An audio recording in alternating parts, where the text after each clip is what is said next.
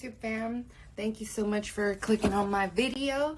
Welcome to the Spud Square, where we talk about all things hair and how to take care of it. And we're going to sit here today and talk about the most infamous, the most villainous, vicious chemical in all of the industry. I'm talking Lightner. So grab a snack, get some popcorn, start to wash the dishes, put me in the background because this is going to be very informative and it's going to be a little lengthy. So let's get started. So I'm going to roll my sleeves up to really get in here. All right, so the real name for Lightner is PERSULFATE. Yes, PERSULFATE. What is PERSULFATE? PERSULFATE is salts. So there are 3 types of PERSULFATEs, and I shall list them for you. There is ammonium persulfate, sodium persulfate, and potassium persulfate. And the differences between the 3 is basically how fast they react. So ammonium persulfate would be the fast acting. You will see the maximum lift within the first 10 to 15 minutes with the ammonium persulfate. The sodium persulfate is more slower, but it's more moderate. And then the potassium persulfate gives its most strength right at the end of the service. Mixing the 3 salts together makes a great mixture for even lifting throughout the whole processing time that your hair is going through the lightening process. So first and foremost, what actually happens to our hair during lightening? All right, so right here I'm on my portal to my Master Color Specialist certification program that I took. I still have access to all of the information, and so we're better placed to get it from than from Wayyyy themselves. So what happens is basically, here it is. The natural hair contains a pigment called melanin, which we all know, which gives it its depth and tone. During the lightening process, which is the oxidation, the activators, so our persulfates, the salts, and the peroxide, and an alkalizing agent, ammonia, irreversibly dissolve the natural melanin in the hair. So here we can see this is where the melanin is, and this is after the lightener. The melanin is gone, absent. And the oxidation also modifies the keratin in the hair. Due to the impact of the oxidation, this can limit the amount of lightening you can do depending on how much keratin people have, which is what I explained a little bit on this as well. So when getting a lightening service, what is actually used to lift is quite important. So I personally, as I explained in my previous videos, I use Wayyyy. I use Blondor or Wayyaplex. Now, they have factors that influence the ability, the speed, and reliability. So stylists often think of lightening powders as a commodity item, frequently buy cheaper options, but investing in the right powder is better for you, your salon, and most importantly, the client. This is why with Wayyyy, I've always had consistent results, and also the integrity of the strand itself of the hair is always hardly even changed at all. It's very silky smooth, and I've never had any complaints. So now there is different techniques that I will talk about further on in the video and explaining why sometimes I do switch up my formulas. So what is inside of the Wayyyy lightener? So here they listed a couple of things that they have inside of it. It's not super detailed, but it's the best that I could find. There's persulfates. It creates the highly active oxygen, alkalizer, complexing agents like chelant, and these are used to deactivate the impurities in the hair, like metals. Stabilizers, base supporting material, and augmentation or oil, and consistency agents to make sure that the consistency of the lightener is at a consistent. Yes. So I'm gonna show you a video about what happens with the Keelan Active. So this is actually what a stylist would also do when he prepares or she prepares a mask to be put on the client's head. Now mix it, mixing a bleach powder,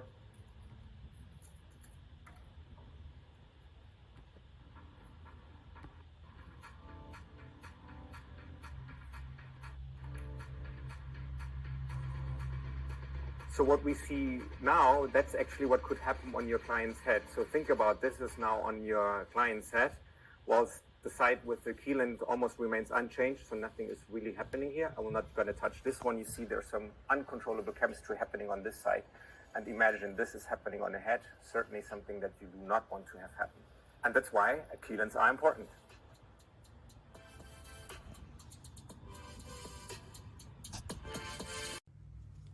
Wow. So needless to say, the right lightener is very important.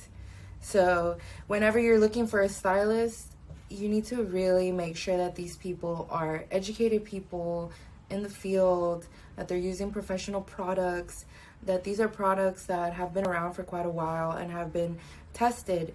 Wella has been around over 100 years, so I trust them, and like I said, I've been using them. My mentor was the one that introduced me to them, and I just would not chance it. Now, I have used different lighteners. For example, I've gotten into using the lighteners by Guy Tang, and the reason for that is because Wella only lifts up to 7 levels on virgin hair. The Guy Tang is a little bit more intense, and it can lift up to 9 levels. So how light can I go? And this section, I'm going to call it best candidates. So as I said, with Wella, we can go up to 7 levels on virgin hair, 3 levels on color treated hair, depending what color you used. 3 major things that we look for whenever we are looking at someone that's potentially trying to get a lightening service, which is scientific fundamentals, nature, and environment. What that means is basically I'm looking at what your hair looks like as far as tonality, what is achievable within. Then we want to get into nature, which would mean as far as your texture. Do you have fine hair, thick hair? Do you have porous hair or non-porous hair? All these things are taken into consideration, so that way I know how to formulate according to your needs. The thicker the hair, the more keratin it has on it. So I'm either going to leave that on a little bit longer than I would someone with fine hair, or I'm going to need to use a stronger formula to be able to break down and get to that melanin and lift you to a good level.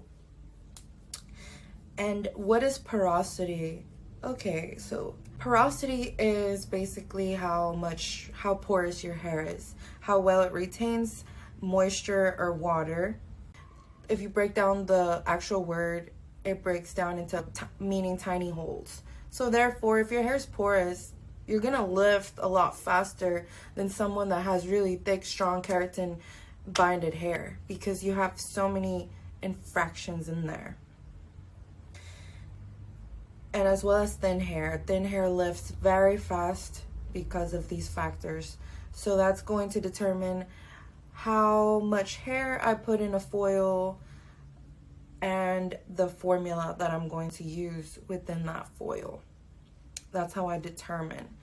And you'll notice whenever I'm doing your hair, I'm going to use, I don't typically use multiple bowls. I just make small batches, because as soon as you mix the PERSULFATEs with the developer, it starts to react. So if I have a big chunk of it by the time that I'm done with it, it's not going to be as effective. It's not going to lift at its fullest capacity. So I'd rather make small batches, and each batch I formulate differently as I'm going throughout the head.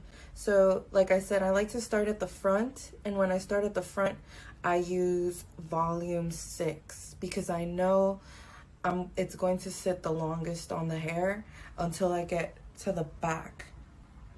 And this is where the Guy Tang Lightner comes in. I only use Guy Tang Lightner because it lifts up to 9 levels, which means it's very, very rough on the hair. It's a very rough lightener.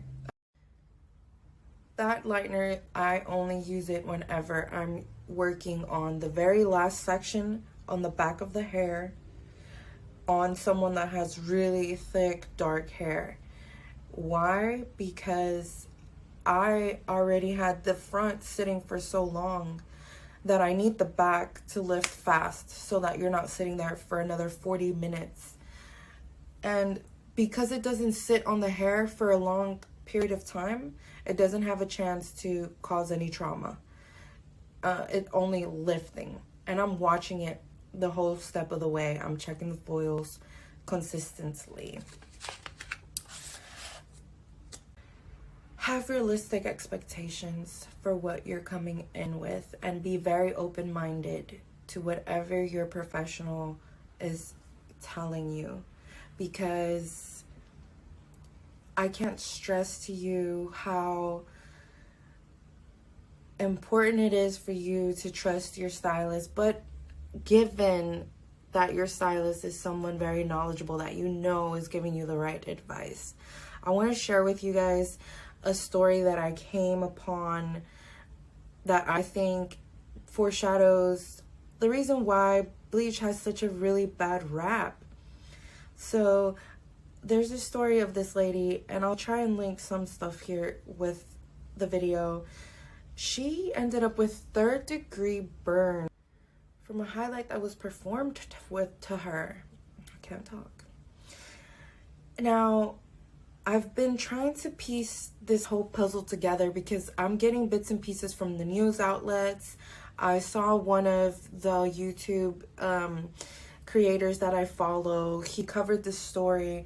I need to go double check and see if he has any references to where he got his information from. But apparently this lady came in, and she came in for some highlights. The woman sat with the highlights. She started feeling uncomfortable, and her stylist told her, just push through it. The longer you sit with it, the better it's going to come out. That is a huge red flag. Please get up and walk out of there if someone tells you that. There should not be any type of uncomfortableness. I know, my glasses off because I'm done reading. You need to run. If you have someone telling you, hey, your scalp's gonna, feel a little weird, but, push through because you're gonna get the color you want. No, ma'am. No, ma'am. No, ma'am. No, ma'am. You need to leave because right then and there, that person is not educated. That person does not have what it takes to take care of you and get you to your hair goals, and that person will melt your hair off. So, fully red flags from the get-go. So I found the video, and it's by James Welsch. He's super popular. I'm sure most of you watch him. Here's what he wrote. So here it goes. Idiana Rivera suffered 3rd-degree burns after having her hair bleached and being allowed to leave the salon to pick up her child. That's where I was gagged.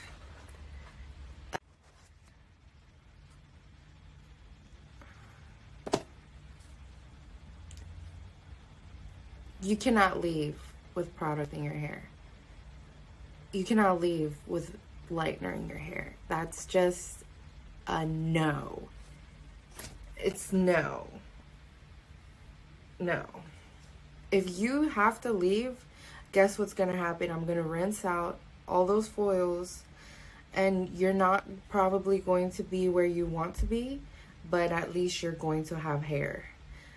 I'll show some images of what I find here. This woman, how she got 3rd-degree burns. She is literally scalped. She cannot grow hair in that area anymore. And all because of this stylist negligence and the lack of understanding on the you know, Idania side. Now, she was trusting her stylist, but you need to know who to trust. You need to know that you're in good hands. When you're doing a big service like such, you need to have a really deep consultation with your stylist and really hear them out. If they just start slapping some stuff in your hair, you need to be worried, because it's a lot more than just slapping some stuff on your hair. And a lot of times, unfortunately, from the past that I've seen, us as Latinas, we end up getting people that haven't worked that much with our hair, and they automatically take 30 to 40 straight to our hair to lift us and to get us to pass that coppery look. And even sometimes, you know, a lot of my clients have experienced the fact where they end up with damaged hair and they still don't have the color they wanted, because as the stylist is seeing how their hair is lifting, because they applied a formula that was much too strong for their hair, they notice the hair is starting to get compromised. So they're like, hey, we need to take this off. And the hair doesn't get to the target color that you want. And also, if you put a formula that's too weak, then you'll also end up in the coppery area. So let me show you a picture of this lady before I get going forward with why certain formulas and how to get past that coppery look. Now, I'm going to show it here, and so you can see. Now, this is a huge disclaimer. You're going to see the skin on, like, I'm going to show you an image where you can see how her hair, literally the whole layer of where her hair is, it's peeled off. Now, she is suing, and she is suing the establishment, and she is suing, or looking into suing, Pravana. Now, you cannot sue Pravana for something like this, and let me tell you why. They're saying that there shouldn't be a product that's this strong out in the market. Now, the thing about it is, it wasn't the product. There's nothing wrong with the product, and I hope Pravana doesn't get any slashback for this.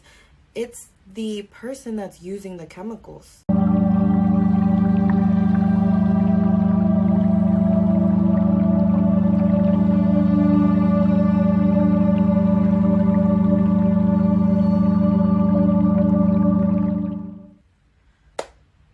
So this is something that I wanted to show you, because I did want to let you know how serious of a chemical this is. As you saw with the chelate reaction, this is not anything to play around with. And if you haven't had any bad experiences, then I'm so glad that you've been with professionals that know what they're doing. But a lot of times it can be a little bit worse than just some broken ends. Now, on to another topic as far as formulation and how to get past that copper stage. I've had quite a few clients that I've met that told me, I don't like balayage, I don't like highlights, I really want them, but it seems like my hair is just not the right type for it. I always end up with coppery results. Now, and I say to them each and every time, it's not your hair's fault. Hair is going to do what it's going to do. It's up to us to know how to formulate around that. And the happy place is pushing the hair. The rule is always lightening the hair one level past the target goal color. And that is what helps us get a true to tone color that we want at the very end. And That's how you end up with having beautiful hair throughout the whole time that you have your color up until the next time that you come in for your next session. And I pivot back to the whole being realistic with what you want. Make sure that what you want is something that is possible, because I know, for example, for me, I cannot have platinum blonde hair. If I manage to get to platinum blonde hair, my hair is going to be very compromised. You have to ask yourself, do you want to be very blonde and just have short hair? Or do you want to have long, strong hair, but maybe not blonde? Sometimes it comes down to that. So bleach is never the issue. It's always the fact of who is working with these products. The lighteners are designed to be soft on the hair nowadays. The Blondor mix that I use has bonding included in it now. And as far as toning, also toners cannot really change. You can't really go lighter. Whatever you're left with after it has been stripped, the toner's job then is simply to neutralize any unwanted tones or to deposit a tone that we want. So that's all a toner is for. A toner is not going to make your hair lighter. However, it can make it a little bit darker. I'm going to reiterate, who are not good candidates for a lightening service? Someone that has severe heat damage, and I'll explain why. When you have severe heat damage, your hair is very brittle. It's very, very, very, very, very delicate. So the moment that we take the lightener and put it on and seal it within the foil, it starts to swell up and your hair will break off. If you have very damaged hair from previous chemicals, or if you had, let's say you had platinum blonde hair like 2 years ago and you've been dyeing your hair the darkest brown, and now you want to add some balayage in there, you are no longer a good client for a lightening service, because we cannot see where your hair is.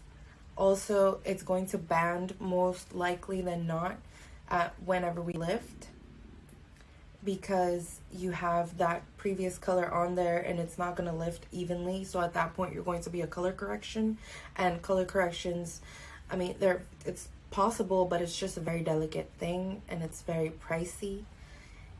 And even when you do a patch test, which is something that I recommend everyone to do, especially if you have compromised hair, you always do a test strand. A test strand is done maybe a week before your service. You come in, we take a patch of your hair from, you know, somewhere you can't really see it, and we lighten it up to see what would happen. How's your hair going to react?